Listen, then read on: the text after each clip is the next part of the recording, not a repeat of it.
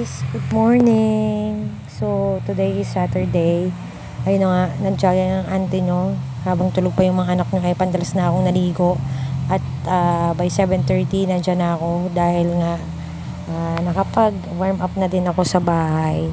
By 8:07 to be exact, talaga inorasan ko yung sarili ko ay naka 30 laps na ako. Ang galing ko na. Grabe na ito. Sabi ko nga, ang improvement ng stamina ko ay iba na. Unlike before na konting galaw-galaw ko lang, lakad-lakad lang, ako ay hinihingal na. So, napakaganda din ang natutunan ko doon sa kaibigan ni Carla na si Dylan. Sabi niya, tita, kapag po nagja-jogging kayo, mag-breathing techniques po kayo para makakatulong po yon para hindi po sumakit ang mga katawan nyo, tapos makapagdire-diretso po kayo ng pagja-jogging na hindi pagod. So, ayun pala. And it helps naman.